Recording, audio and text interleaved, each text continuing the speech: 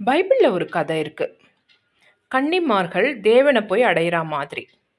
அது எப்படின்னா, ஒரு அசரரி வரும்.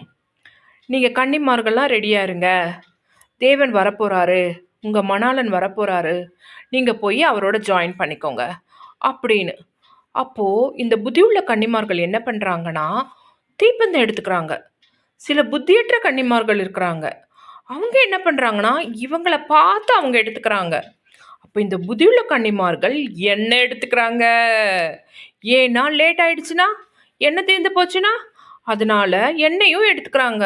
ஆனால் எண்ணெய் இவங்களுக்கு எடுக்கிறதுக்கு இல்லை, புத்தியற்ற கன்னிமார்களுக்கு. சரின்னு எல்லாரும் ஒரு 10 பேராக போகிறாங்க. ஒரு இடத்துல போய் காத்துட்ருக்காங்க. அப்போது டைம் ஆகுது, நேரம் போயிட்டே இருக்கு, மணாளன் வரவில்லை. அப்போ நைட் ஆயிடுது. நைட் ஆயிட்ட உடனே தீப்பந்தம் ஏத்துறாங்க. தீப்பந்தம் ஏத்தினா தீப்பந்தம் அணையிற நேரத்துக்கும் போயிடுச்சு. அவ்வளோ நேரமும் வரல தேவன், மணாளன் வரவில்லை. ஆனா எண்ணெயும் ஆக போகுது. எண்ணெய் இந்த புத்தியற்ற கன்னிமார்கள் கிட்ட இருந்தது எண்ணெய் இல்லாத தீப்பந்தம். இவங்க புத்தியுள்ள கன்னிமார்கள் எண்ணெயை ஊத்துறாங்க. எண்ணெயை ஊற்றி மறுபடியும் எரிய வைக்கிறாங்க. ஆனால் புத்தியற்ற கன்னிமார்கள் கிட்டக்க இல்லை. அவங்க இவங்களை கேட்குறாங்க, எங்களுக்கும் எண்ணெய் கொஞ்சம் கொடுங்க அப்படின்ட்டு. ஆனால் இவங்க சொல்கிறாங்க, எங்கள் தேவைக்கு மட்டும்தான் நாங்கள் வச்சுருக்கோம், நீங்கள் போய் கடையில் வாங்கிட்டு வாங்க அப்படின்னு சொல்கிறாங்க. அப்போ இவங்க என்ன பண்ணுறாங்க, இந்த புத்தியற்ற கன்னிமார்கள் கடைக்கு போய் எண்ணெய் வாங்கிட்டு வரலான்னு போகிறாங்க. அப்போ வராரு மணாளன்.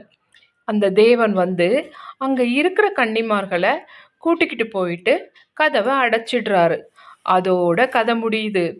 இவங்க வந்து வராங்க இல்லை, கன்னிமார்கள், புத்தியற்ற கன்னிமார்கள் போய் கதவை தட்டுறாங்க. அப்படியே நம்ம யோசிச்சுக்கணும். கதவை தட்டுறாங்க. அப்போ யார் அது? ஒரு குரல் வருது, நாங்களும் தான் காத்துட்டு இருந்தோம், எங்களையும் கூட்டிட்டு போங்க அப்படின்னு. இல்லை, நான் வரப்ப இருந்தவங்களை நான் கூட்டிட்டு வந்துட்டேன், இனிமே உங்களுக்கு சான்ஸ் கிடையாது அப்படின்னு கதை முடியுது.